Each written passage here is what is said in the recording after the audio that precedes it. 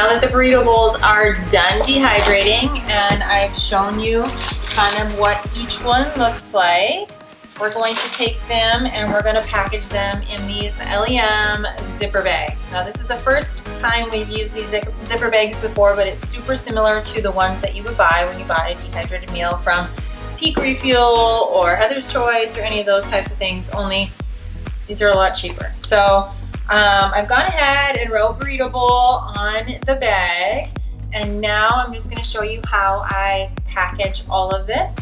I end up taking all of this off of one sheet. Now remember, when I put these on here, one sheet is one meal. So I purposely did that so that it would be easy for me to package it.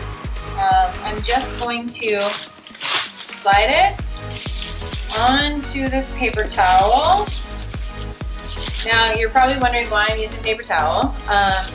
This meal in particular has stuff is sharp, and you don't want it to puncture your bag. You puncture your bag, you're going to lose the freshness. They're not going to last as long. You don't want them to spoil. So we just kind of crush this down a little bit and then wrap it up with paper towel. And the paper towel just kind of creates a barrier for the vacuum seal bag to not puncture, because it does end up getting sharp when it removes all the air. We like to vacuum seal these so that they're nice and tight, so there's no air. We had meals in August when we were out scouting that we had made last year, and they still tasted phenomenal. So we had just properly stored them and kept them around. So then all you have to do is stick it in there.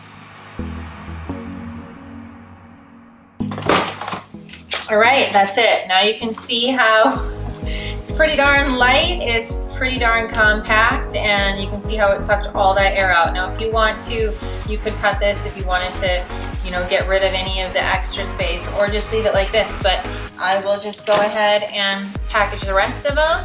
And I've now done a bunch of meals for Brady to take on his trip.